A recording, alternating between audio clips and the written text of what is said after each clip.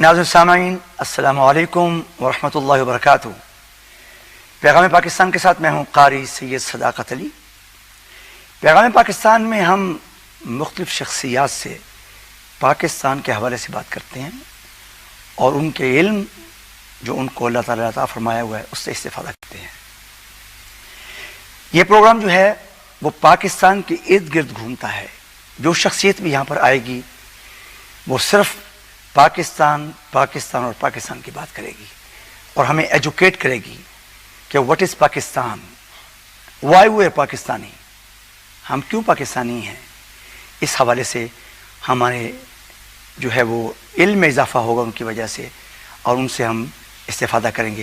آج جو شخصیت ہمارے ہاں تشریف لائے ہیں ان کا بڑا علمی خانوادہ ہے اور قرآن بورڈ کے ممبر بھی ہیں اور پنجاب یونیورسٹی میں ڈین آف اسلامک اسٹڈیز ہیں۔ میری مراد پروفیسر ڈاکٹر محمد حماد لکھوی صاحب سے۔ سر السلام علیکم۔ سر بڑی مہربانی صاحب، آپ کی بڑی بڑی نوازش کہ آپ تشریف لائے۔ پیغام پاکستان کیا ہے؟ ڈیٹیل بسم اللہ الرحمن الرحیم۔ دیکھیں، پیغام پاکستان بنیادی طور پر ایک ڈیکلیریشن ہے۔ اچھا، جو پاکستان کے جو مختلف سٹیک ہولڈرز ہیں، ویسے تو بنیادی طور پر علماء نے اس کے اوپر دستخط کیے تھے اور ایک ٹیررزم کو کاؤنٹر کرنے کے لیے پاکستان کے اندر جو دہشت گردی کی ایک بہت بڑی ایک مصیبت تھی اس کو کاؤنٹر کرنے کے لیے اس میں 1800 علماء نے دستخط کیے۔ اس کے بعد اس میں مختلف سٹیک ہولڈرز نے، جتنے بھی کمیونٹی کے مختلف طبقات ہیں، ان سب نے اس کے اوپر دستخط کیے۔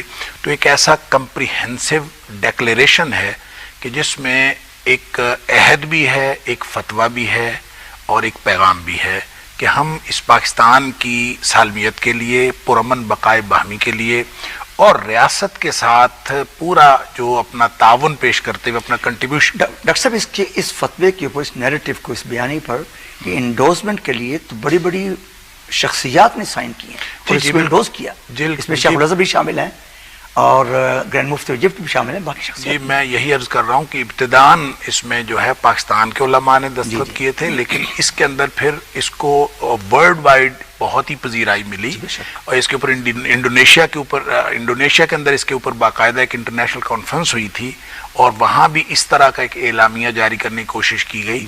تو جیسے آپ نے فرمایا، پوری دنیا میں اس کو ایک قبولیت عامہ حاصل ہوئی کہ ٹیررزم کو کاؤنٹر کرنے کے لیے۔ اصل میں جب آپ ٹیررزم کی بات کرتے ہیں تو پاکستان کے حوالے سے ہم دیکھتے ہیں تو دو بنیادیں ہیں، ان بنیادوں کو ایڈریس کیا گیا ہے اس پیغام پاکستان کے اندر۔ اچھا جی۔ ایک بنیاد تو یہ ہے کہ ہمارے جو باہمی مسلکی، مذہبی یا کسی بھی طرح کے جو عصبیتی اختلافات ہیں، ان اختلافات کو کیسے کاؤنٹر کرنا ہے، اور دوسرا یہ ہے کہ ریاست کے حوالے سے بعض ایسے دنیا میں، یعنی ہمارے پاکستان کے اندر بعض ایسے گروپس ہیں جنہوں نے پاکستان کی اسلامیت کے حوالے سے سوالات اٹھا رکھے۔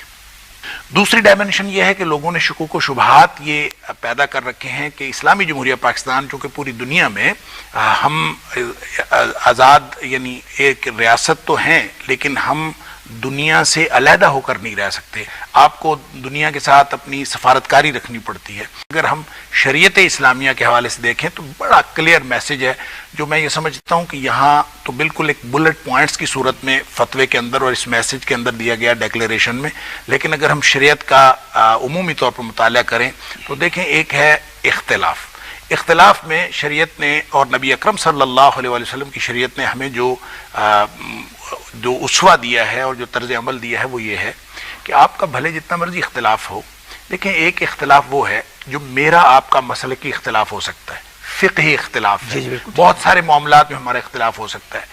ایک وہ اختلاف ہے ہم آپس میں جتنے مرضی گروپس کے لوگ ہوں، ایک وہ اختلاف ہے، ایک ہمارا روپ ہے جو ہمارا مسلمان اور اینٹی مسلم، جو مسلمانوں کا غیر مسلموں کے مقابلے میں جو گروہ بندی ہے، یہ ایک اس کے حوالے سے اس کا ایک ملت اسلامیہ کا ایک تصور ہے، ملت اسلامیہ کے گروپ ہے۔ اب یہ تو ہو سکتا ہے کہ آپ کا آپس میں اختلاف ہو، لیکن جب آپ کا غیر مسلموں کے مقابلے میں آپ کی کیفیت ہوگی، یا جب آپ نیشن سٹیٹ بن گئے، آپ اسلامی جمہوریہ پاکستان بن گئے، یا آپ پوری دنیا کے لیول پہ ملت بن گئے، تو آپ جب غیر مسلموں کے مقابلے میں ہوں گے تو آپ کا فقہی اختلاف جتنا مرضی ہو جائے، آپ ایک گروپ ہوں گے. آپ کبھی بھی غیر مسلموں کو یہ تاثر نہیں دے سکتے کہ آپ آپس میں ایک نہیں دو یا چار ہیں. میں اس کی مثال یہ دیتا ہوں. اب نبی پاک صلی اللہ علیہ وسلم کے دور میں جو عبداللہ بن ابی تھا وہ تو منافق تھا, اور منافق کے دل میں رتی بھر ایمان نہیں ہوتا. اب ظاہر ہے کہ وہ فقہی اس کا فتویٰ یہی ہے کہ وہ دشمن تھا نبی پاک صلی اللہ علیہ وسلم کا, اور اس نے دشمنی کی, اور جب وہ غزوہ بنو مستلق سے واپس آئے ہیں تو اس نے نبی پاک صلی اللہ علیہ وسلم کی شان میں ہرزہ سرائی کی کوشش کی, اور پھر جب مدینہ داخل ہونے لگا اس نے کہا کہ ہم مدینہ سے نکال دیں گے ان کو. لیکن جب وہ مدینہ داخل ہونے لگا تو اس کا اپنا بیٹا جو مخلص مسلمان تھے عبداللہ بن ابی, وہ کھڑے ہو گئے, ان کا میں تمہیں داخل نہیں ہونے دوں گا جب تک نبی پاک صلی اللہ علیہ وسلم تمہیں اجازت نہیں دیں گے. بہرحال وہ داخل ہوا. جب اس کی ہرزہ سرائی کی یہ خبر قرآن نے بھی دے دی, سورہ منافقون نازل ہو گئی, تو اس موقع پر عمر فاروق رضی اللہ تعالیٰ عنہ فرماتے ہیں کہ میں اس کی گردن نہ مار دوں, میں اس کو قتل کر دوں. اور حدیث کے الفاظ ہیں اضرب عنق ھذا الخبیث, اضرب عنق ھذا المنافق. اب نبی پاک صلی اللہ علیہ وسلم نے نہ تو اس کو یہ فرمایا کہ اس کو خبیث نہ کہو, نہ یہ فرمایا کہ اس کو منافق نہ کہو, لیکن یہ فرمایا کہ اس کی گردن نہیں مارنی, قتل نہیں کرنا. اچھا, قتل نہیں کرنے کی وجہ کیا بتائی؟ فرمایا کہ ان یتحدث الناس ان محمدا یقتل اصحابہ صلی اللہ علیہ وسلم.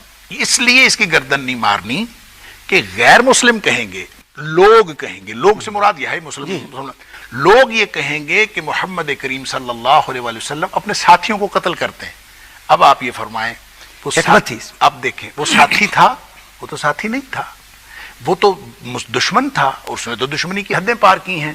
لیکن چونکہ غیر مسلموں کے سامنے اسلامی مملکت اور ملت اسلامیہ کے روپ میں وہ ایک گروپ تھا, اور وہ نبی پاک صلی اللہ علیہ وسلم کا ساتھی تھا, لہٰذا جو اسلام کا کلمہ پڑھ کر مسلمانوں کے ساتھ رہتا ہے تو آپ فقہی طور پر جتنا مرضی اختلاف رکھیں, آپ پولیٹیکلی سیاسی طور پر اس کو اپنے گروپ میں شامل رکھیں گے. جیسے نبی کریم صلی اللہ علیہ وسلم نے ہمیں اسوہ دیا کہ اس کو قتل بھی نہیں کرنا, کوئی دہشت گردی جنم نہیں لیتی, آپ کسی کو کوئی ہاتھ بھی نہیں لگا سکتے, پرامن بقائے باہمی کے ساتھ آپ رہیں گے. فقہی طور پر آپ اس کے اوپر جو مرضی فتویٰ جاڑیں, آپ اس کو کہیں کہ یہ غیر مسلم ہے, اسلام سے خارج ہے, یہ منافق ہے, جو بھی ہے, لیکن ایک اگر وہ ملت اسلامیہ کا دعویٰ کرتا ہے تو آپ غیر مسلموں کے سامنے ایک ملت ہوں گے, ایک گروپ ہوں گے. پولیٹیکل اس گروپ کو ڈیمیج نہیں کیا جانا چاہیے. تو یہ ایک ہمارے پاس ایک راستہ. دوسری جو ڈائمنشن ہے ریاست کے حوالے سے, دیکھیں ریاست پاکستان اسلامی جمہوریہ پاکستان, اس کے بارے میں لوگوں کو بہت لوگ عجیب و غریب سوالات اٹھاتے ہیں کہ پاکستان اسلامی ملک نہیں ہے, یہ مسلمانوں کا ملک ہے, اس میں فرق کر کے شکوک و شبہات میں الجھانے کی کوشش کرتے ہیں. دیکھیں, ملک ایک باڈی ہے, اس کا ایک دعویٰ ہوتا ہے, جس طرح ایک فرد کا دعویٰ ہوتا ہے, ایک عمل ہوتا ہے. ہمارا دعویٰ ہے مسلمان ہیں, ہم اس لیے مسلمان ہیں کہ ہم دعویٰ کرتے ہیں کہ مسلمان ہیں, پھر ہم نماز نہ پڑھتے ہوں تو بھی مسلمان ہیں, ہم روزہ نہ رکھتے ہوں پھر بھی مسلمان ہیں, بد عمل کے بد عمل ہوں پھر بھی مسلمان ہیں. کیوں؟ ہمارا دعویٰ مسلمان کیا ہے, ہم اسلام کا دعویٰ کرتے ہیں. اس کی آگے تفصیلات ہیں. کیا خیال ہے اس ملک کے بارے میں جس کا آئین یہ دعویٰ کر رہا ہے کہ کتاب و سنت اس کا سپریم لا ہے, بے شک, اور کوئی قانون یہاں کتاب و سنت کے بغیر نہیں بن سکتا؟ تو جو ملک یہ دعویٰ کر رہا ہے وہ اسلامی کیوں نہیں ہے؟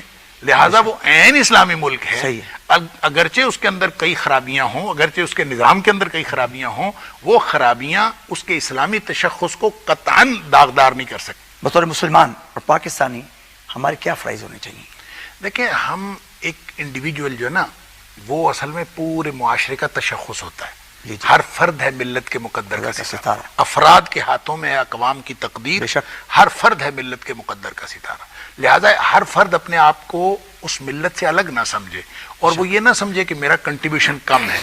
ہم یہاں پہ روز گلے کرتے ہیں, پاکستان میں یہ ہو گیا, پاکستان میں یہ خرابیاں. وہ کسی شاعر نے کہا تھا کہ شکوائے ظلمت شب سے تو کہیں بہتر تھا کہ اپنے حصے کی کوئی شمع جلاتے جاتے, کچھ کنٹریبیوشن تو کریں. اس کا دیکھیں قاری صاحب, سب سے پہلا اور آخری ایک ہی پوائنٹ ہے, اس ملک کی اونرشپ لیں.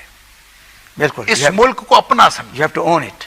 ہم اس کو اون نہیں کرتے. اب دیکھیں, جب اپنا اپنے گھر کو اون کر لیتے ہیں, ہم یہ کہہ دیتے ہیں کہ ہمارا گھر ہے, تو ہمارے گھر کی بجلی خراب ہوتی ہے تو ہمارا مسئلہ ہے, ہمارے گھر کی ٹوٹی خراب ہوتی ہے تو ہمارا مسئلہ ہے, ہمارے گھر کا لان ٹھیک کرنا ہمارا مسئلہ ہے, ہم پورے گھر کی چار در چار دیواری کا تحفظ کرتے ہیں تو یہ ملک بھی تو ہمارا گھر ہے. بے شک. وہ کسی شاعر نے کہا تھا کہ سروں پہ چھت بھی ہے، دیوار و در میسر ہے، ہزار شکر کے رہنے کو گھر میسر ہے. سبحان اللہ. یہ ہمارا گھر ہے. تو اس گھر کا تقدس وہی ہے، اس ملک کا وہی تقدس ہے جو ایک گھر کا ہوتا ہے.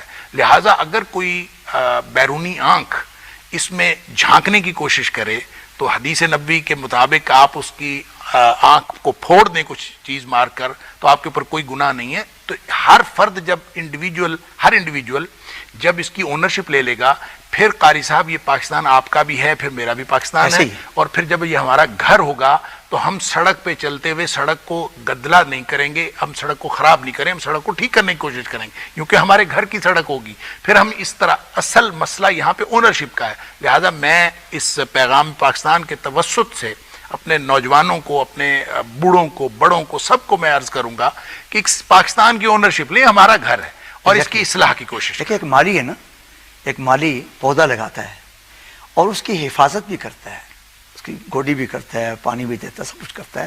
اس کو پتہ ہے کہ یہ میرا بالکل صحیح میری چیز ہے اور میں نے اس کو جو ہے وہ لگایا پودے کو، اس کو پروان میں نے چڑھانا. تو اسی طریقے سے ہمیں جو ہے باغبانی بھی کرنی چاہیے. دیکھیں اس کے ملٹیپل امپیکٹ ہے، اس کا نا ملٹیپل فیکٹس ہے. دیکھیں جب آپ اونرشپ لے کے کوشش کرتے ہیں تو اس کا مطلب آپ اصلاح کی کوشش کرتے ہیں. ایگزیکٹلی. جب آپ اصلاح کی کوشش کرتے ہیں صرف آپ اپنی اصلاح کی کوشش نہیں کرتے، آپ ساتھ ہی ساتھ پورے انوائرمنٹ کی، پورے ارد گرد کی ہر چیز کی اصلاح کی کوشش. ڈاکٹر صاحب اگر ہر شہری پاکستان کو اون کرے تو اجتماعی طور پر اس کے کیا اثرات ہو سکتے ہیں؟ دیکھیں اس کے مختلف قسم کے اثرات ہیں. اس کا سب سے پہلا فائدہ تو یہ ہے کہ آدمی اصلاح شروع کر دے گا. اصلاح اپنی ہوگی، پھر ماحول کی ہوگی، پھر یہ اصلاح بڑھتے بڑھتے جہاں تک انسان کا لا یکلف اللہ نفسا الا وسعها، جہاں تک استطاعت ہے وہ کرے گا. اگر کوئی ادارے میں بیٹھا ہے، کوئی دفتر میں بیٹھا ہے، کوئی کاروبار پہ بیٹھا ہے، ہر شخص اپنی ذمہ داری سمجھتے ہوئے، یعنی اس لیے نہیں کہ وہ کاروبار کرنا ہے اس نے اپنے کمانے کے لیے، اس نے اس لیے کاروبار بھی کرنا ہے کہ میرے ملک کو کس کس چیز میں فائدہ ہو رہا ہے. ہر چیز میں وہ یہ دیکھے گا. نوکری اس لیے نہیں کرنی کہ مجھے تنخواہ ملتی ہے، نوکری اس لیے بھی کرنی میرے ملک کو کیا فائدہ ہو رہا ہے. لہٰذا پورا پرسیپشن چینج ہوگا. اصلاح کا ایک عالمگیر قسم کا اور ملک گیر قسم کا ایک ماحول پیدا ہو جائے گا. یہ وہ قاری صاحب ماحول ہے، ایک آپ یوں کہہ لیجیے قرآن نے اس کے لیے بڑی شاندار ضمانت دی ہے. سورہ رعد کے اندر اللہ تعالیٰ فرماتا ہے وَمَا كَانَ رَبُّكَ لِيُهْلِكَ الْقُرَىٰ بِظُلْمٍ وَأَهْلُهَا مُصْلِحُونَ. جب کسی ملک میں، کسی قوم میں، کسی معاشرے میں اصلاح کا عمل جاری ہوتا ہے تو اللہ تعالیٰ اس قوم کو کبھی تباہ و برباد نہیں کرتا. گویا ہم اگر اس کی اونرشپ لے کے آج اصلاح کا عمل شروع کر دیں تو یہ گویا ہمارے ملک کے تحفظ کی ضمانت بھی ہے، اور یہ اجتماعی طور پر ہمارا ملک جو ہے اس کی نظریاتی، وہ جو ہم بار بار کہتے ہیں کہ اس کی نظریاتی اور جغرافیائی سرحدوں کی حفاظت کرنی ہے. نو ڈاؤٹ کہ پورے ہر ایک کی اللہ نے ذمہ داری رکھی ہے. جو اکیڈیمیا کے لوگ ہیں وہ نظریاتی سرحدوں کی حفاظت کریں، جو سیکیورٹی اداروں کے لوگ ہیں وہ اس کی جغرافیائی سرحدوں کی حفاظت کریں. لیکن جب ہم اصلاح کے عمل میں سب ایک مربوط اصلاح کا عمل کریں گے تو یہ عمومی طور پر انشاءاللہ ہمارے ملک کے تحفظ کی ضمانت ہوگی. ڈاکٹر صاحب آپ کی آمد کا بہت شکریہ، بہت لطف آیا.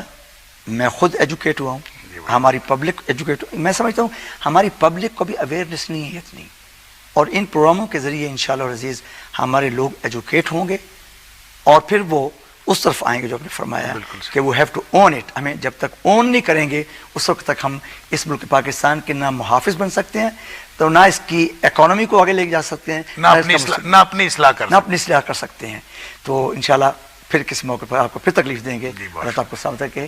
ناظرین سامعین، ابھی آپ نے ڈاکٹر صاحب کی بڑی ہی مدلل، ایمان افروز اور حوالوں کے ساتھ گفتگو سماعت فرمائی. انشاءاللہ العزیز آئندہ ہفتہ پھر کسی شخصیت کے ساتھ آپ کے ساتھ ملاقات کریں گے. اس وقت تک کے لیے مجھے اجازت دیجیے.